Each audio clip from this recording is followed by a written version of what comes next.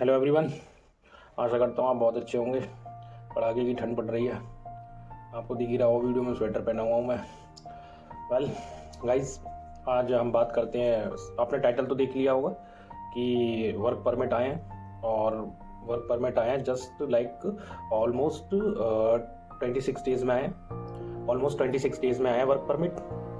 देखिए, मैं आपको सबूत दिखा दे रहा हूँ, बिल्कुल प्रूफ के संग बात होगी। ऐसा कुछ नहीं है कि रैंडमली मैं आपको बोल दूँ एंड ऑल, लाइक लोग डाउट करें कि उनका कुछ लोगों को देखा मेरे को लाइक मैसेज करके, may be one of the guy in the comment he was saying the same thing, like कि ना, अरे कैसे पॉसिबल है भाई, तुम्हारा नहीं आ रहा वर्क परमिट, वो बात अलग है कि तुम जगरी में अप्लाई करके फंसे हुए हो, बट मेरे आए हैं। और मैं ऐसी ही बात नहीं कर रहा, मैं आपके संग सबूत के संग बात कर रहा हूँ। तो मैं ये सबूत आपको दिखाने जा रहा हूँ। आप देखिए, मेरा सबमिशन स्लिप देखिए, और इसमें डेट देखिए, 8 नवंबर की डेट है, ठीक है। अपना वर्क परमिट देखिए, एक,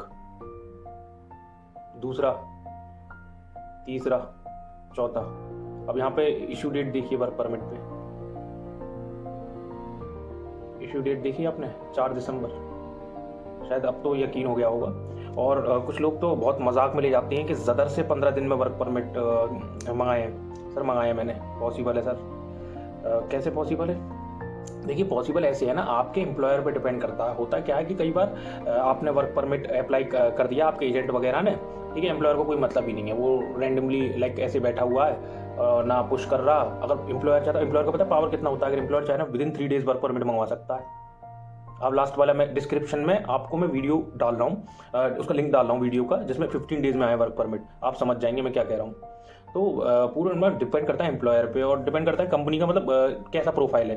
लाइक C ग्रेड कंपनी है तो फिर थोड़ा फंस जाता है वहाँ मामला, और कंपनी A ग्रेड है, ठीक है, एम्प्लॉयर थोड़ा सा पुश करे तो वर्क परमिट आ सकते हैं। आ सकते हैं क्या? आए हैं आपके सामने, मैं सबूत दिखाया, ठीक है।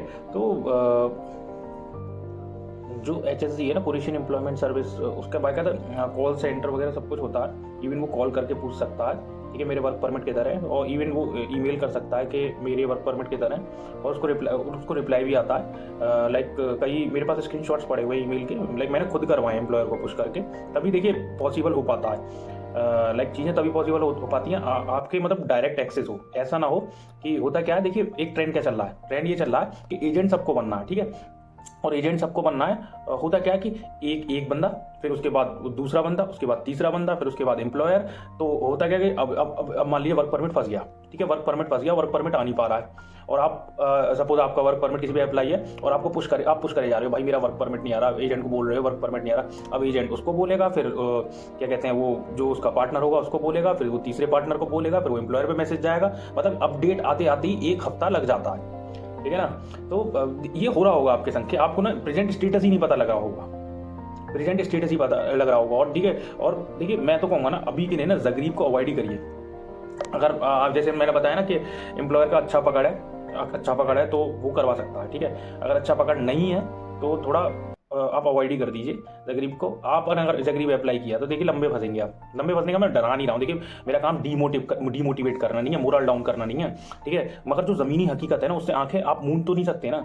या तो ये है कि मैं हकीकत ही बताना छोड़ दूँ, ऐसे ही फिर हकीकत ही बताना छोड़ दूँ, जो लाइक हो रहा है होने दो।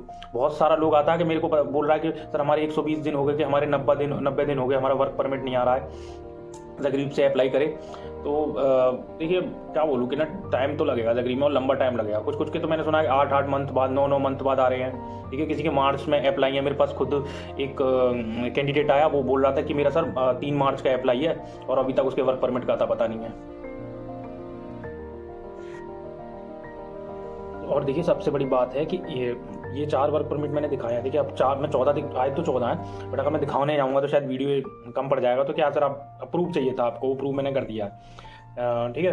तो बेटर ये रहेगा। देखिए मैं सबसे पहले आपको एक चीज़ बता रहा हूँ, अब जो भी नए लोग अप्लाई करें ना, उनके लिए बहुत जगरीब को अवॉइड करिए, ठीक है। कम से कम जगरीब में अप्लाई करिए, और जिसके अप्लाई कर रहे हैं ना उससे पूछ लीजिएगा कि काम जल्दी होगा या नहीं होगा।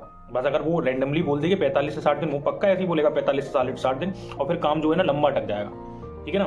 तो आप ना पूछिए, और फिर वो यही बहाने लगेगा कि सरकारी काम में बहुत टाइम लगता है एंड ऑल, इस तरह के एक्सक्यूजेज होंगे।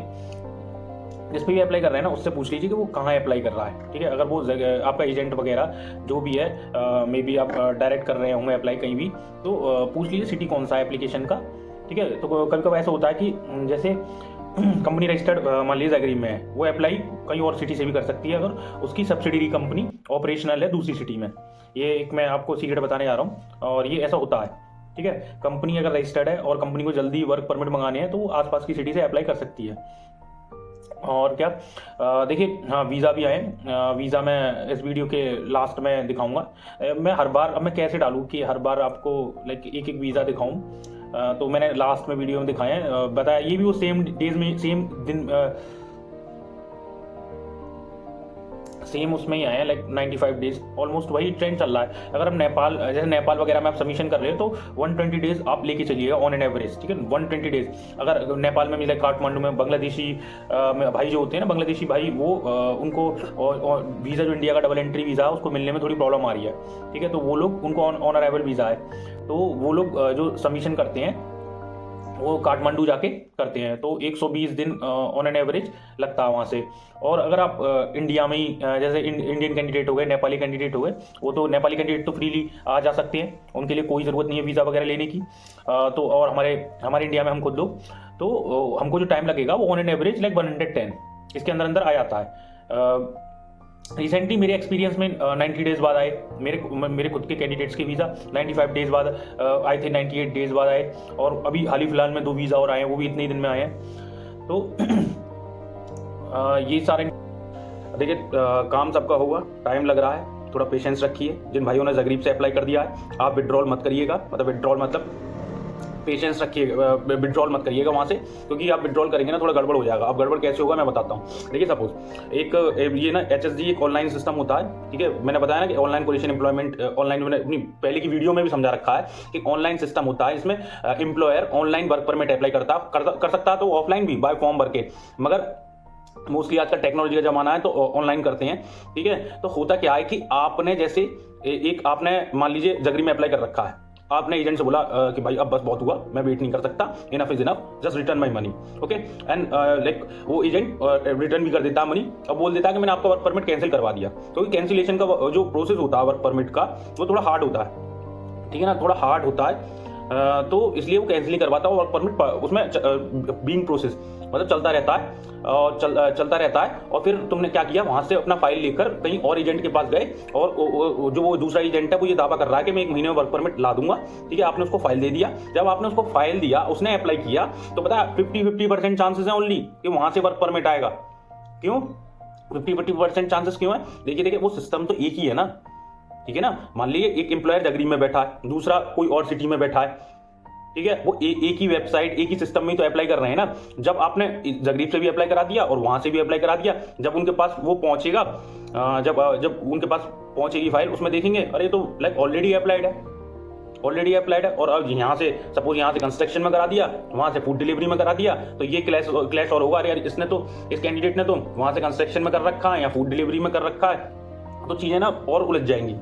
तो बस आप देखिए आपके पास और कोई ज़्यादा ऑप्शन नहीं है, इससे ज़्यादा आप सिर्फ वेट करिए और पेशेंस रखिए।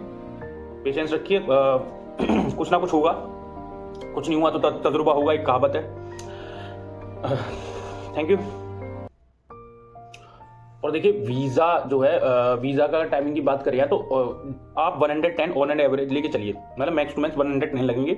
90 में भी आ सकता है, 95 में भी आ सकता है। मैं खुद के, अभी मैंने बताई थी थोड़ी देर पहले वीडियो में कि मेरे खुद के 98 डेज में है, 90 डेज में है, 95 डेज में है, ठीक है। ये तो 110 लग सकता है। बट अगर कोई जैसे मैंने बताया ना कि बांग्लादेशी या फिर कोई नेपाली भाई हमारा काठमांडू से अप्लाई कर रहा है, तो 120 डेज एटलीस्ट लेके चलिएगा कि आपका वीजा आएगा। क्योंकि ना वहां से फाइल आने में इंडिया कोरियन एम्बेसी तक टाइम लगता है। हार्ड कॉपी में जो ना फाइल आता है ना, वो हार्ड कॉपी में आता है आपका, ठीक है। तो जैसे ही आप जैसे VFS में गए और VFS में जाके सबमिशन किया, आपने सबमिशन करने के बाद ही होगा ये कि ना आपकी जो फाइल है वो एक ब्लैक कलर का कवर होगा, ठीक है ना। अगर जो जिस भाई ने VFS किया है, फेस किया है, तो उनको पता होगा कि ब्लैक कलर के कवर में वो फाइल हमारी वो रख देते हैं। फिर ना वो शाम को लाइक बड़े बड़े ब्रीफ केस होते हैं, उसके अंदर फाइल रख के फिर वो एम्बेसी जाती है और क्या कहते हैं, वहां से फिर वो प्रोसेस होती है एम्बेसी के अंदर जाके। तो गाइज आपको अगर इन्फॉर्मेशन अच्छा लगे तो आप शेयर करिए, सब्सक्राइब करना है तो करिए, वरना सब्सक्रिप्शन का मुझे शौक नहीं है। लाइक करना है तो लाइक करिए। It's up to you. Whatever you want, just do it. Don't worry. Just keep the patience, guys. Thank you so much. देखिए, जैसे वर्क परमिट मैंने आपको दिखाए वैसे मैं वीज़ा दिखाने की कोशिश करता हूँ, बट कुछ कैंडिडेट की मर्जी होती है तो उनके वीज़ा में दिखा देता हूँ, ठीक है। कुछ की मर्जी नहीं होती है, मैं नहीं दिखाता हूँ, ठीक है। अब जैसे 2 वीज़ा और रिसीव हुए हैं, ये देखिए।